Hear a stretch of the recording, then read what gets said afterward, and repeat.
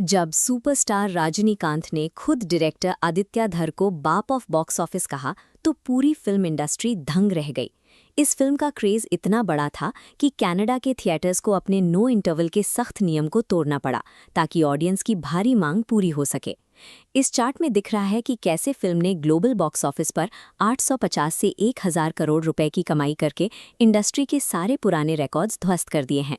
इन आंकड़ों ने साबित कर दिया कि धुरंधर ने बॉलीवुड एक्शन की पारंपरिक सीमाओं को तोड़कर एक नया कल्चरल स्टैंडर्ड स्थापित किया है। कहानी एक अंडरकवर इंडियन एजेंट की है जिसे दुश्मन के इलाके में बेहद गहराई तक भेजा जाता है। उसका मिशन है पाकिस्तानी सियासी ढांचों में घुसकर उन आतंकी नेटवर्क्स को तबाह करना जो 26/11 हमलों के जिम्मेदार थे।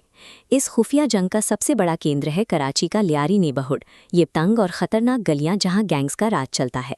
इस फ्रैंचाइज ने दर्शकों को इसलिए जोड़ा क्योंकि इसने स्पाई थ्रिलर को किसी चमकदार फैंटेसी की जगह साउथ एशिया की कड़वी जियोपॉलिटिकल सच्चाइयों पर आधारित रखा।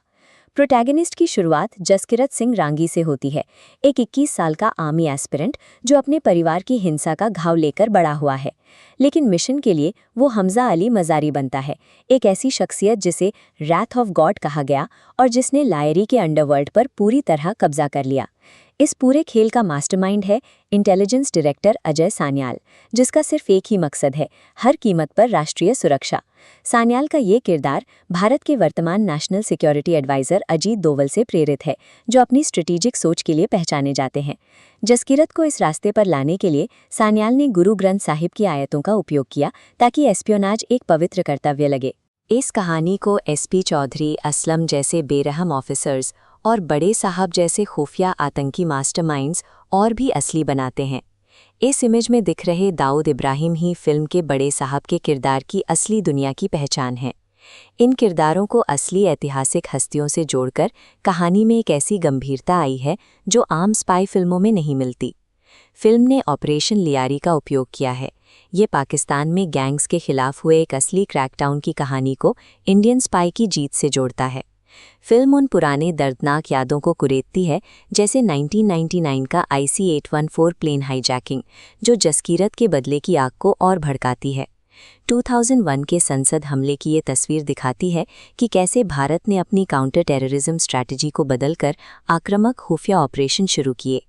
इस तस्वीर में दिख रही 2016 की नोटबंदी को फिल्म में आतंकी फंडिंग को जड़ से खत्म करने के एक टैक्टिकल स्ट्राइक के रूप में दिखाया गया है। देश के बड़े जख्मों और सरकारी नीतियों को कहानी में पिरोना इस फिल्म को इंडियन ऑडियंस के लिए सिनेमा के पर्दे पर सच होती एक ख्वाहिश बनाता है। डायरेक्टर आदित्य धर ने बॉलीवुड स्पाई यूनिवर्सेस के चमकदार और नकली तरीकों को पूरी तरह से छोड़ दिया है। उन्होंने कराची की तंग गलियों को असली रूप देने के लिए थाईलैंड में बड़े सेट्स तैयार किए ताकि हर सीन असली लगे। 2.391 का एस्पेक्ट रेशियो और रॉ एक्शन कोरियोग्राफी ने इस स्पाई ड्रामा को एक बेहद एग्जॉस्टिंग और असली अनुभव बना दिया। इन एस्थेटिक चुनावों ने फिल्म से फैंटेसी को हटाकर दर्शकों को एक डीप कवर ऑपरेटिव की बेरहम सच्चाई से रूबरू करवाया। मेकर्स ने इसे ईद और गुड़ी पड़वा जैसे बड़े त्योहारों पर 5 भाषाओं में एक साथ रिलीज करके कमाई के हर रास्ते को खोल दिया। ये डायग्राम थिएट्रिकल रिलीज और जियो हॉटस्टार के बीच हुई 150 करोड़ रुपए की उस रिकॉर्ड ब्रेकिंग डील को दर्शाता है जिसने डिजिटल स्ट्रीमिंग की कीमत बढ़ा दी। इतनी बड़ी डील साबित करती है कि कैसे थिएट्रिकल ब्लॉकबस्टर्स अब डिजिटल मार्केट के रुख और प्लेटफॉर्म की स्ट्रैटेजी को तय कर रहे हैं। आज भी इस फिल्म पर क्रिटिक्स की राय बनती हुई है, क्या ये जियोपॉलिटिकल सिनेमा का मास्टरपीस है या सिर्फ राष्ट्रवादी प्रोपेगेंडा? लेकिन नतीजा साफ है, रणवीर सिंह ने अपने करियर को दोबारा बुलंदियों पर पहुंचा दिया है और खुद को प्रीमियर स्टार एक्टर साबित किया है। धुरंधर डुओलॉजी ने साबित कर दिया है कि आज का दर्शक मास एक्शन के साथ साथ गहरी रिसर्च और इंटेलेक्चुअल डेप्थ की मांग करता है। तो आपके हिसाब से क्या धुरंधर बॉलीवुड की अब तक की सबसे बेहतरीन स्पाई थ्रिलर है? हमें कमेंट्स में ज़रूर बताएं।